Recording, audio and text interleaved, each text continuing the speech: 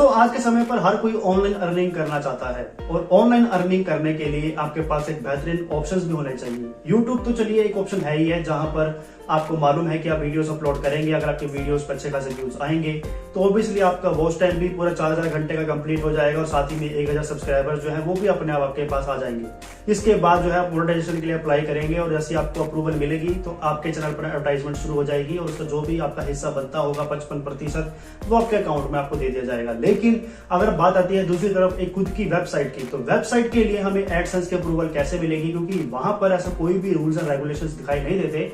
इस पर हमें बताया गया हो कि आपके इतने कंटेंट होने चाहिए या इतनी पोस्ट होनी चाहिए या फिर इतना वेबसाइट का व्यू होना चाहिए, इसके बाद ही आपको जो है अर्निंग के लिए अप्रूवल मिलेगी एडसेंस की। तो पूरी जानकारी इस वीडियो में आपको मिलेगी कि आखिर कितने कंटेंट की आपको आवश्यकता होगी एक अच्छे खासे अप्रूवल को पाने के लिए, एडसेंस के लिए, जिससे आप अच्छी खासी जो अर्निंग है वो ऑनलाइन अपने एडसेंस के जरिए या फिर अपनी वेबसाइट के माध्यम से कमा सके। पूरी जानकारी के लिए चैनल बने रहिए, अभी सब्सक्राइब कीजिए, बेल आइकन को प्रेस कीजिए, नोटिफिकेशन हमारी वीडियोस के आगे भी सबसे पहले पाते रहने के लिए। तो देखिए, अभी तक तो यहाँ पर कहीं पर भी ये पता नहीं चला है कि वेबसाइट में एडसेंस को अप्रूवल भेजने के लिए हमें कितना कंटेंट दिखाना होगा ताकि गूगल को लगे कि हाँ भाई ये वेबसाइट जो है वो जेन्युइन है और उसके बाद जो है हमारे एडसेंस को अप्रूवल मिल जाएगी। लेकिन यहाँ पर देखा गया है कि बहुत से लोगों ने हमेशा ऐसा किया है कि अधिकतर जो है आप अपने कंटेंट पर ध्यान दीजिए, कंटेंट के जो लेंथ हो वो 1000 शब्दों से ज्यादा हो। ये आपको मैं शुरुआती समय की बात बता रहा हूँ, क्योंकि अगर आप शुरू से ही अपने वेबसाइट को एक शॉर्ट कंटेंट के लिए तैयार करेंगे तो चांसेस कम हो जाते हैं एडसेंस के अप्रूवल के लिए।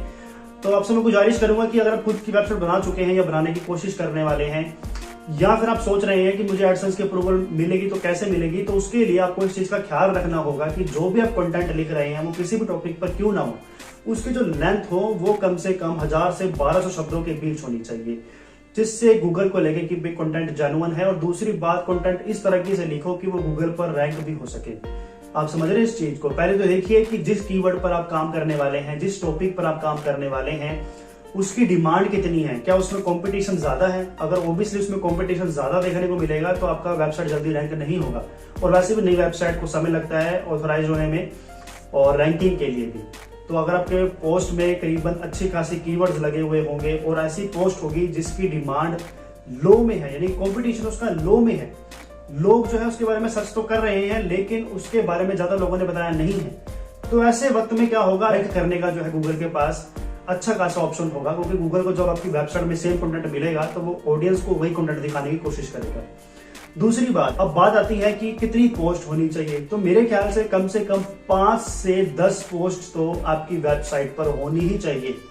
जहां हमने 1000 से 1200 शब्दों की बीच बात करी कि कितने शब्दों की पोस्ट होनी चाहिए, तो साथ ही में आपकी वेबसाइट में 5 से 10 पोस्ट तो होनी ही चाहिए, जिससे गूगल को भी लगे कि भाई इसमें कंटेंट है जो कि लोगों को दिखाया जा रहा है और उसके अंदर जो है वो अपनी एड्स को प्लेस करके अच्छी खासी जो है अर्निंग आपको भी दे सकता है और खुद भी दे सकता है। तो दोस्तों, इसके लिए अभी तक कोई ऑफिशियली इन्फॉर्मेशन तो कहीं पर भी जानकारी नहीं दी गई है, लेकिन जहां तक हमने महसूस किया है, जहां तक हमें एक्सपीरियंस है, तो उसके मुताबिक आपको जो है शुरू में कंटेंट को एक तो लेंथी लिखना होगा।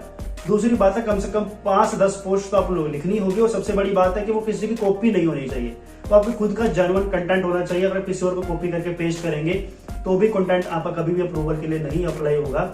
उसके लिए आपको फिर वेट करना पड़ेगा, सारी पोस्ट को आप डिलीट करोगे, फिर दोबारा मेहनत करोगे, लिखोगे। इससे बेटर यही है कि आप कोई भी वेबसाइट बना रहे हो तो कॉपी पेस्ट का काम मत करो, खुद का काम करो, खुद लिखो, जेन्युइन कंटेंट लिखो। चाहे वो हिंदी भाषा में लिखो, चाहे वो इंग्लिश भाषा में लिखो, ये कोई मायने नहीं रखता, कोई भी लैंग्वेज हो सकती है, लेकिन लिखो खुद से, कहीं से कॉपी मत करो।